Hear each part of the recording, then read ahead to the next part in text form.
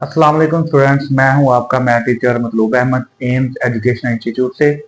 तो हमने मैथमेटिक्स की लेक्चर सीरीज का आगाज किया हुआ था जो कि इंटर पार्ट 1 है न्यू सिलेबस के मुताबिक।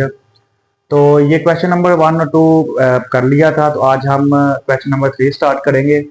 वैसे ये क्वेश्चन पहले भी मैंने अपलोड किया हुआ है, लेकिन वो पीडीएफ बुक के मुताबिक था, लेकिन जो आपकी हार्ड बुक है मतलब के जो मार्केट में आई है उसके मुताबिक ये क्वेश्चन नंबर 3 है। मैं इसको अगेन कर देता हूँ। ये क्वेश्चन भी अगर एग्जाम के लिहाज से देखा जाए तो बहुत इंपॉर्टेंट है, यानी कि लास्ट जो एग्जाम्स आ रहे थे प्रीवियस बोर्ड के अंदर ये काफी बार आ चुका है, तो इसलिए ये बहुत इंपॉर्टेंट है, इसको ध्यान से देखिएगा।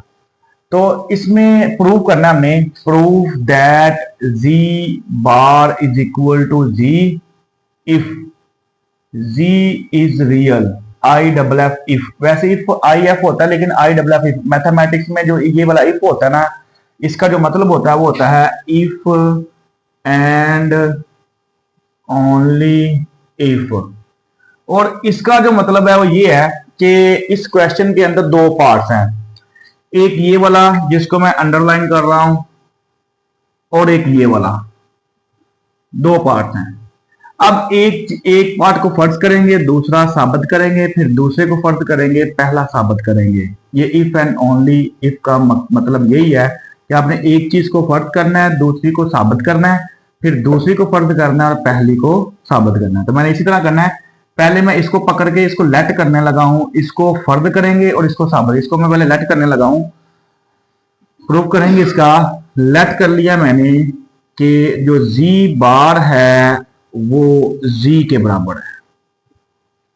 लेट कर, ये लेट कर लिया, प्रूव करूंगा कि z एक रियल नंबर है, z एक रियल नंबर है।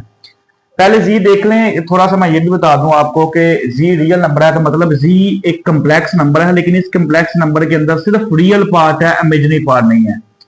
मतलब कि जब इसका आंसर निकलेगा तो इसके आंसर में z जो है वो एक ऐसा नंबर होगा जिसमें सिर्फ रियल पार्ट होगा, यानी कि जब ये z रियल पार्ट के बराबर होता है तो इसको बोलते हैं z is a real number जिसमें इमेजिनरी पार्ट नहीं होता। तो मतलब कि मैंने ये साबित करना है कि ये अगर लेट करूंगा तो साबित करूंगा z रियल है, मतलब z a के बराबर आना चाहिए। अगर z a के बराबर आ गया तो मतलब रियल पार्ट होगा सिर्फ, तो ये z रियल नंबर बन जाता है। तो मैं लेट किया हुआ है, इसको फर्ज करेंगे और इसको साबित करेंगे। तो z bar is equal to z, तो सबसे पहले z लिखेंगे। z किसके बराबर होता है? z कम्प्लेक्स नंबर है, a प्लस बी एटा। और z बार क्या होता है? जो z बार होता है ये कॉन्जुगेट है कम्प्लेक्स नंबर का। कॉन्जुगेट क्या होता है? जो इमेजिनरी पार्ट होता है, इसका सिंबल चेंज करते हैं, वैसे सेंटर वाला a माइनस बी एटा। अब ये जो कंडीशन मेरे ऊपर लेट की हुई है, इन दोनों की कीमतें यहां रखूंगा। तो जी बार की कीमत क्या है? a minus B Etah is equal to जी कीमत क्या है? a प्लस बी एटा। अब इन दोनों वैल्यूज को उठा उधर ले जाओ, या इन दोनों वैल्यूज को उठा इधर ले आओ, जिसको मर्जी जिस मर्जी लेके जा सकते हो। इनको उधर लेके जा सकते हैं दूसरी साइड पर, इसको या इनको राइट साइड पे ले जाए या इनको लेफ्ट साइड पे ले जाए। तो मैं इनको राइट साइड पे ले जाता हूं, यहां 0 बच जाएगा, ये वाली वैल्यू पहले आ जाएगी जो लिखी हुई है पहले ही। अब ये प्लस का है, उधर जाके माइनस का हो जाएगा, और माइनस बी एटा है, उधर जाके प्लस का बी एटा हो जाएगा।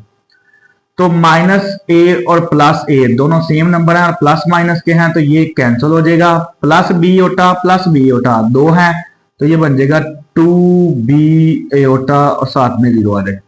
तरतीब लगा देंगे 2b Etah is equal to 0 के। इसके बाद हमने 2 ये b आ जाएगा, और इसको 2 एटा को 0 के नीचे जाकर डिवाइड कर देंगे, मल्टीप्लाई हो रहे हैं तो 0 ओवर समथिंग 0 हो जाएगा, तो b की वैल्यू 0 है। लो भाई, मैंने ये चीज लेट की थी, यहां से एक कंडीशन मुझे मिली है कि अगर ये दोनों बराबर हैं तो जो b होता है ना वो 0 के बराबर होगा। तो हमने z को चेक करना है कि z रियल हो रहा है कि नहीं है। तो यहाँ पे z और z बार दोनों हैं, तो मैं सिर्फ z को चेक करूंगा। तो z किसके बराबर है? z बराबर है a plus B Etah. b की कीमत यहां रखेंगे। ये b कहां से निकला है? इन दोनों को बराबर फर्ज किया था तभी b 0 निकला है। तो z is equal to a plus b iota, और b की जगह पे इसकी कीमत पुट करेंगे तो ये आ जाएगा a प्लस 0 एयोटा। तो ये खत्म हो जाएगा, इसको 0 पार्ट लिखो चाहे ना लिखो, तो z is equal to a आ गया। अगर z इज इक्वल टू, मैंने पहले बता दिया था कि अगर z के अंदर सिर्फ रियल पार्ट है तो फिर इस तरह भी लिख सकते हैं z is a real number. तो z is a real number, तो मैं यहां पे लिख सकता हूं हैंस प्रूव्ड, प्रूव हो गया कि z is a real number. एक चीज को फर्ज किया, दूसरी चीज को हमने साबित किया। एक चीज को फर्ज किया, दूसरी चीज साबित किया। अब हम दूसरी को फर्ज करेंगे, पहली को साबित करेंगे। चलिए स्टूडेंट्स, अब हम इसका जो सेकंड पार्ट था इसको लेट करेंगे और प्रूव करेंगे जी और जी बार जो है वो इक्वल है। पहले पार्ट में हमने क्या किया है कि इसको लेट किया था और यहां से मुझे कंडीशन मिली थी b 0 था, उसको g के अंदर पुट किया तो g एक रियल नंबर बन गया था। इस तरह मैंने ये फर्ज करना है कि लेट करना है कि g एक रियल नंबर है। लेट g इज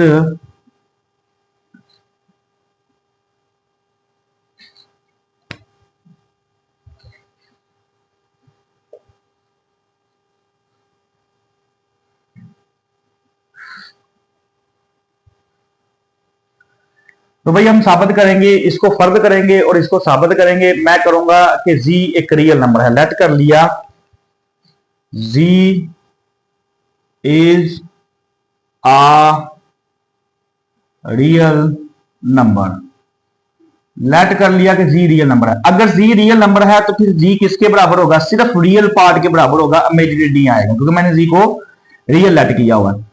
अब मैं क्या करूंगा, मैं साबित करूंगा कि पहले मैंने फर्ज कर लिया जी रियल नंबर है, तो जी सिर्फ रियल पार्ट के बराबर होगा, इमेजिनरी नहीं आएगा इसमें। अब मैं साबित करूंगा जी और जी बार जो है वो इक्वल है। अब इसका बार लेना पड़ेगा, बार मतलब कॉन्जुगेट, इसका कॉन्जुगेट लेना पड़ेगा। जब इसका कॉन्जुगेट लेंगे तो आपको पता है कॉन्जुगेट लेते वक्त मैं यहां पे लिख देता हूं कि अगर z is equal to a plus b iota है, तो जब इसका कॉन्जुगेट करेंगे a प्लस बी एयोटा का, तो सेंटर वाला सिंबल यानी इमेजिनरी पार्ट का जो सिंबल है ना वो चेंज हो जाता है। यानी इमेजिनरी पार्ट का सिंबल चेंज होता है, रियल पार्ट का वैसे ही रहता है। अब यहां पे देखिए, यहां तो इमेजिनरी पार्ट है ही नहीं, तो इमेजिनरी पार्ट का सिंबल चेंज होना था। इसका मतलब कि जब रियल पार्ट का कॉन्जुगेट करेंगे तो दोबारा आपको रियल नंबर ही मिल जाएगा। ले भाई जी हमारा a के बराबर था, तो जी बार भी किसके बराबर है? a के। इसका मतलब ये हुआ अगर मैंने जी को रियल नंबर लेट किया था तो फिर जी और जी बार दोनों का आंसर क्या आ गया? सेम आ गया। तो नीचे लिख दूंगा हेंस प्रूव्ड हो गया ये that z bar is equal to z. देखें, मैंने ये चीज फर्ज की थी और ये वाली चीज मैंने साबित कर दी है। तो ये क्वेश्चन नंबर 3 जो है वो कंप्लीट हो गया। अब इसके बाद हम क्वेश्चन नंबर 4 स्टार्ट करेंगे। चलिए स्टूडेंट्स, अब हम क्वेश्चन नंबर 3 स्टार्ट करते हैं, जिसके 3 पार्ट्स हैं, 1, 2 और 3। बहुत इजी हैं, जस्ट आपने इनकी वैल्यूज पुट करनी है, सिंप्लीफाई करके इनको प्रूव कर देना है। ऊपर लिखा हुआ है कि जी बिलोंग टू सी। सी जो है वो कम्प्लेक्स नंबर है, कहता है जी एक कम्प्लेक्स नंबर है। फिर आप साबित करें कि z plus z bar over 2 is equal to real part of z। यानी इसको सॉल्व करेंगे, सॉल्व करने से z का रियल पार्ट आंसर में आएगा। उसके बाद कहता है कि z माइनस जी बार यानी z conjugate over 2 is equal to imaginary part of z। मतलब इस साइड को अगर मैं सॉल्व करूंगा तो आंसर में z का इमेजिनरी पार्ट आना चाहिए। अगर आ गया तो ये चीज प्रूव हो जाएगी। उसके बाद मैंने साबित करना है कि जो जी का ये मॉड है, जी मॉड का जो स्क्वायर है ये बराबर है जी डॉट जी बार, यानी इन दोनों का आंसर मैंने बराबर करना है। ये भी मैंने क्या करना है? प्रूव करना है। अच्छा जी, इस अब सबसे पहले हम पार्ट 1 करेंगे। पार्ट 1 को सोल्व करेंगे। Z plus z bar over 2 is equal to real part of z. लो जी, लेफ्ट हैंड साइड लेंगे, पहले लेफ्ट हैंड साइड लेंगे हम के z plus z bar over 2। अब हम क्या करेंगे? सबसे पहले हम क्या करेंगे कि सबसे पहले हम z और z की बार की वैल्यू पड़े। z जो है वो बराबर होता है a प्लस बी एयोटा के, और जो z बार है वो बराबर होता है ए माइनस बी एओटा, मतलब सिंबल चेंज होता है कॉन्जुगेट में। तो लेफ्ट हैंड साइड क्या है, z plus z bar over 2 is equal to, अब जी की जगह पे जी की वैल्यू पुट करेंगे। जी की वैल्यू क्या है हमारे पास, ए plus b aorta plus z बार की जगह पे क्या वैल्यू पुट करेंगे, जी बार की जगह पे क्या वैल्यू पुट करेंगे हम, a minus b iota, a minus b iota over 2। Simplification देखें क्या हो रही है कि जो हमारे पास प्लस बी एओटा और माइनस बी एओटा दोनों सेम है और डिफरेंस सिंबल है, तो ये कैंसिल हो जाएंगे, बचेगा 1a और 1a, ये टोटल हो गया 2a डिवाइडेड बाय 2। तो अब 2 से क्या हो जाएगा, कैंसिल हो जाएगा, तो आंसर में क्या आएगा, आंसर में आ गया जी हमारे पास ए, सिंपल ए। तो इधर कौन सी साइड आ रही है, z plus z bar over 2, answer में ए आया। ए क्या है, ए तो जी का रियल पार्ट है, ये जो ए है वो जी का क्या है, रियल पार्ट है। तो इस ए की जगह पे मैं ये भी लिख सकता हूं रियल पार्ट ऑफ जी। तो ये प्रूव हो गया हमारे पास कि जी और जी बार का जो हमने जो लेफ्ट हैंड साइड ली थी वो इसका राइट हैंड साइड के बराबर आंसर आ चुका है। अब इसका पार्ट नंबर 2 लेंगे, पार्ट नंबर 2 लेंगे। इसमें पार्ट नंबर 2 में भी सेम ऐसे ही है, आप पार्ट नंबर 2 सेम ऐसे ही करेंगे, जी की और जी बार की वैल्यू पुट करेंगे और आंसर में अब आपके ए नहीं आएगा बल्कि रियल पार्ट नहीं आएगा बल्कि इमेजिनरी पार्ट आएगा, मतलब आंसर में बी ओटा आएगा। और जब बी ओटा आएगा और बी ओटा की जगह पे आपने जो सा है इमेजिनरी पार्ट ऑफ जी लिख देना आपने, जिस तरह मैंने रियल पार्ट ऑफ जी लिख दिया ना इसकी जगह पे, इस तरह बी ओटा की जगह पे आप इमेजिनरी पार्ट ऑफ जी लिख देंगे। तो दूसरा सवाल पे आप खुद कीजिएगा, मैं तीसरे की तरफ मूव होता हूं। तो तीसरा पार्ट जो सा वो ये है कि जो जी ऑड का स्केयर जो सा है ये इक्वल है जी डॉट जी बार के, जी डॉट जी बार के। तो सबसे पहले जी लेंगे, left hand side right hand side का बराबर आंसर बराबर करना है, दो तरीकों से प्रूव कर सकते हैं, मैं एक तरीका मैं यूज करता हूं। सबसे पहले हम क्या लेंगे, जी ले लेंगे। जी की कीमत क्या है, बल्कि लेफ्ट हैंड साइड ले लें पहले। तो लेफ्ट हैंड साइड के लिए सबसे पहले जी देखें, जी क्या है हमारे पास, जी एक कंप्लेक्स नंबर है, z is equal to a plus b iota, और जो जी बार है ये बराबर होगा ए माइनस बी एओटा के। अब लेफ्ट हैंड साइड लेनी है तो जी बार का स्केयर है, जी बार का स्केयर। तो जी तो हमारा किसके बराबर है, जी हमारा बराबर है ए प्लस बी एओटा के। जब इसका हम मॉड लेंगे, इसका जब मॉड लेंगे तो मॉड कैसे निकलता है, जो रियल पार्ट है उसका स्केयर करेंगे, जो रियल नंबर का स्केयर, और इधर से इमेजिनरी नंबर का स्केयर करेंगे विदाउट एओटा, इमेजिनरी नंबर। तो प्लस बी का स्केयर और ऊपर क्या आ जाएगा, रूट आ जाएगा।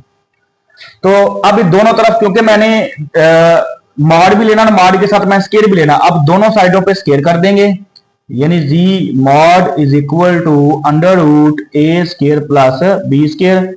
इधर भी स्केयर ले लिया और इधर भी स्केयर ले लिया, taking square on both side. तो यहां पे आ जाएगा जी मॉड का square is equal to a square plus b square, z mod is equal to a square plus b square. ये आ गया लेफ्ट हैंड साइड का आंसर। अब राइट हैंड साइड निकालेंगे हम।